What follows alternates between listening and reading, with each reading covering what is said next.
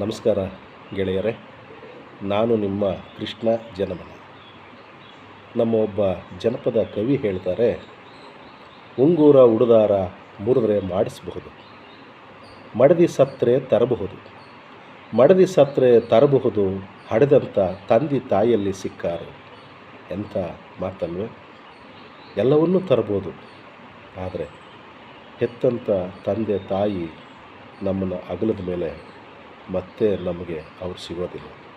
ನಾನು ಯಾಕೆ ಈ ಮಾತು ಹೇಳ್ತೀನಿ ಅಂದರೆ, ನಾನು ಮೊದಲು ನಿಮಗೊಂದು ನನ್ನವನ ಬಗ್ಗೆ ಕವನ ಬರೆದಿದ್ದೆ. ಮತ್ತೊಂದು ಸಣ್ಣ ಕವನ, ನನ್ನವ ಭಾಗ 2 ನಿಮಗಾಗಿ. ಏನೆಂದು ಕರೆಯಲಿ ನಾ ನಿಮ್ಮನ್ನು, ಏನೆಂದು ಸಂಬೋಧಿಸಲಿ?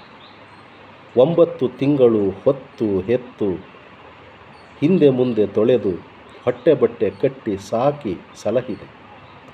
ಕರಿ ಹಲಗೆಯ ಮೇಲೆ ಬಿಳಿ ಗೆರೆಗಳ ಇಟ್ಟೆ, ಹರಿದ ಚಡ್ಡಿಗೆ ಬಣ್ಣದ ಚಿತ್ತಾರ ಹಾಕಿ, ಹರಳೆಣ್ಣೆ ಹಣೆ ಕೆನ್ನೆಗೆಲ್ಲ ರಂಗೋಲಿಯನ್ನಾಕುವಂತೆ ತಲೆ ಬಾಚಿ, ಕೆನ್ನೆಗೊಂದು ದೃಷ್ಟಿ ಬೊಟ್ಟಿಟ್ಟು, ಹೆಗಲಿಗೆ ಸರಸ್ವತಿಯ ಭಂಡಾರದ ಚೀಲ ತಗಲಾಕಿ, ಕರಿ ಮೊಕದ ಗೊಣ್ಣೆ ಮೂಗಿಗೆ ಮುತ್ತಿಟ್ಟು, ಜ್ಞಾನದ ಹಾದಿ ತೋರಿದೆ.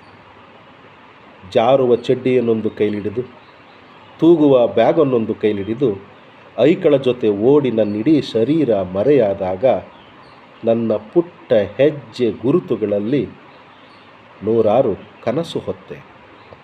ಹಿಮಾಲಯ ಪರ್ವತಕ್ಕೆ ಏರಿ ಇಳಿದೆ, ಬ್ರಹ್ಮನ ಹಣೆ ಬರಹವ ಎಡೆಗಾಲಲ್ಲಿ ತುಳಿದು, ನನ್ನ ಹಣೆ ಬರಹವ ತಿದ್ದಿ ಬರೆದೆ.